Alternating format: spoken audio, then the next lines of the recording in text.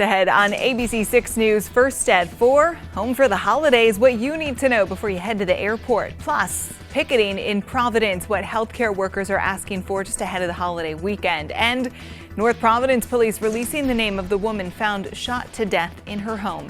Those stories and a check of your Christmas Eve forecast starting right now on ABC 6 News, first at 4.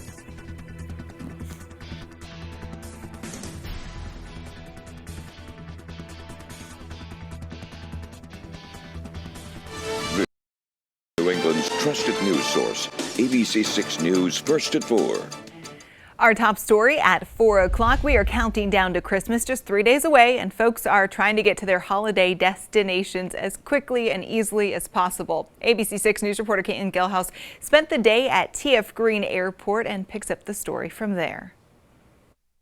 Well, Tiffany, I spent the entire day at the airport seeing what crowds would be like, and after speaking to an employee earlier today, he shared with me that the biggest travel rush they saw was around 4 o'clock this morning.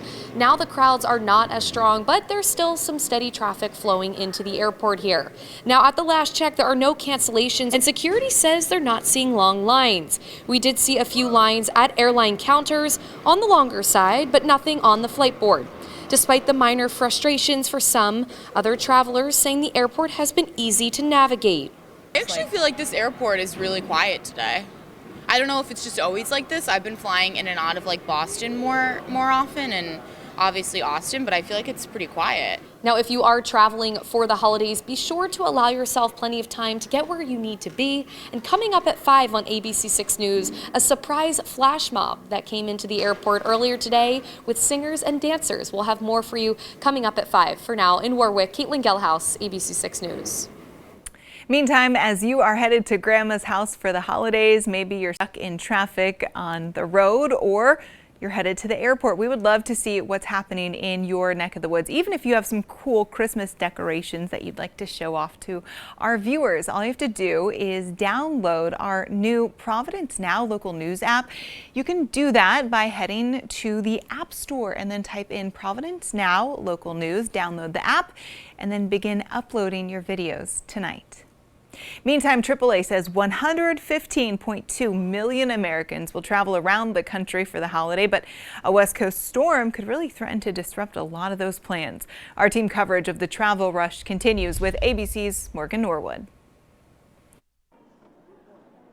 Americans on the move. From coast to coast, millions flocking to airports during the busiest days of the holiday travel season. Ticket counters swamped in Minneapolis, but in Columbus, Ohio, not a crowd in sight. We thought it was going to be crazy, but really, we got in and checked in and ready to go. The TSA says it's already screened more than 5 million passengers between Wednesday and Thursday and expects to screen more than 2.5 million today. Airlines working to ensure thousands of flights take off and land as scheduled. ABC's Gio Benitez at the United Airlines Nerve Center in Houston. We are inside the virtual ramp tower right now, and take a look at this 360-degree view of the airport. You can see all of the planes. They are managing all 128 gates on the busiest travel day. Meanwhile, a severe storm looms over the holiday travel rush out west. The severe weather already causing cancellations and delays. The rain making for a messy ride into the airport. I think I've been in the Uber for probably about 20 minutes just getting into the airport. More than 104 million people are expected to drive this holiday season. ABC's Alex Prochet on the best times to get going. If you're trying to get a jump on some of this holiday roadway traffic,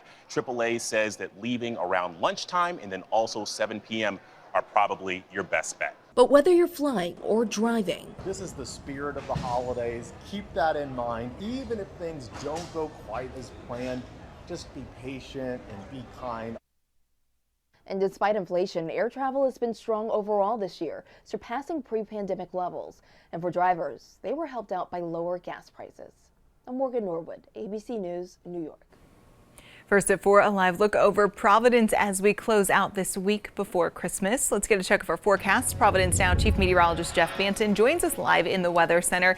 We know it won't be a white Christmas, but will the rain hold off at least so we can enjoy a dry Christmas? Yeah, we're going to have a mostly dry Christmas, and travel plans leading up to the holiday not expected to be a big issue here, really across the entire Northeast. There's just a couple of little caveats in our weather forecast going forward here, but most of it is not. You know, we're not talking about any big storms on the horizon, at least not until we get after Christmas, Tiffany. So let's go take a look at our current temperatures. Behind me, you can see plenty of sunshine out there at this hour, but it is on the cold side. It was frigid this morning. We were waking up with temperatures that felt like 10 to 15 degrees. All things considered, the afternoon sun and highs near 32, I guess we'll take it, right? But we do have some warmer air on the way. However, it is going to come at the expense of the sunshine. We have more clouds working along a frontal boundary through, say, the Ohio River Valley. Cold air to the north of it, warmer air to the south of it. There's a pretty decent amount of shower activity working right around Chicago right now down to St. Louis. That is going to start to kind of fizzle out. You'll watch a few of those showers get pushed in our direction. The main bulk of that heads off to the north. Buffalo, Toronto, parts of New York State up towards Vermont, New Hampshire, and maybe even the Berkshires could see a snow shower out of that. We only expect perhaps a sprinkle or two. This is something that you need to keep an eye on if you're going to be traveling either late Saturday or very early Sunday, and you're going to be heading either north or west, upstate New York, northern New England. If you're heading south, the chances are that you'll likely miss out on any kind of precip. And if you do say anything, it wouldn't be of the snow variety. It would only be a sprinkle. But again, overnight, that is more likely. As we head into the day on Sunday, lots of clouds, maybe a little bit of some sunny breaks out towards the Cape and the islands, but those clouds are going to be hanging tough throughout the day. We'll watch for a few sprinkles across our area. So again, your official Christmas Eve forecast is going to be a mainly cloudy one, but a mainly dry one.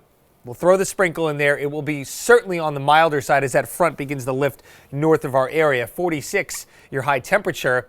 Could we see some sun for Santa on Monday, Christmas Day, the big day? I'll have that answer coming up in the rest of your 7-day forecast as well, Tiffany. Thank you. We'll see you then. Happening right now at 4 o'clock, staff from the Women and Infants Hospital holding an informational picket just ahead of the holiday weekend. Members from the Service Employees International Union started their picket at noon today, braving cold temperatures. Caregivers say they're facing staffing shortages and a lack of clear communication from management, which led to a vote of no confidence back in March. We used to be a renowned hospital. We were the hospital that everybody came to have their baby, and we were the best hospital in the area. The place that people came to work. It was hard to get in. You had to know somebody to get into this hospital, and then you came here and you stayed forever. It's not like that anymore. It's nothing like that anymore. And the nurses say they're worried about staffing levels with Christmas and New Year's around the corner. Officials from Care New England, that's the group that manages the Women and Infants Hospital, says services are still open. They also provided a statement which reads in part, "We are disappointed that the union has decided to use valuable time picketing when we have been and are currently engaged in discussions together to create the best staffing plans for the holiday season and enhance our process for a patient care council." ABC 6 News update at 4 o'clock. North Providence PD identifying the woman found dead inside of her home Wednesday. According to officials, 61-year-old Claire Flynn was found dead inside of her home on Centerdale Ave. After an autopsy, the ME ruled it a homicide, so police showed backup yesterday, taping off that home so they could investigate. The ME ruled Flynn died from a single bullet wound. The chief says there is no danger to the public as their investigation continues. A 1-year-old ragdoll cat recovering tonight after a very successful surgery. According to a spokesperson for MSPCA, Angel, Avatar was brought to the MSPCA with a broken hip. He's now resting and recovering in the Boston Adoption Center. Avatar won a whole lot of hearts, though. In fact, the shelter says they are no longer accepting adoption inquiries after dozens and dozens of applications have poured in for that super sweet face. Other local stories we're following for you on this Friday afternoon. The Rhode Island DOH and DEM recommending blue-green algae restrictions at a variety of ponds around the Ocean State be lifted today. The advisories were for Waterman Reservoir, Gloucester, Greenville, Little Pond in Warwick, Blackamore Pond in Cranston, and Indian Lake in South Kingstown. Blue-green algae advisories will stay in place, though, for Almy Pond in Newport, Roger Williams Park Ponds in Providence, Curran Reservoir, Spectacle Pond, and Mashapog Pond in Cranston. Just ahead on ABC 6 News, first at 4, Connecticut State Police mourning the loss of a canine. What we know about the officer-involved shooting. Plus, a Massachusetts police dog seriously hurt on the job after a hit and run. And dramatic video shows a rescue mission from the Coast Guard not too far off of Rhode Island's coast. You're watching ABC 6, Southern New England's trusted news source.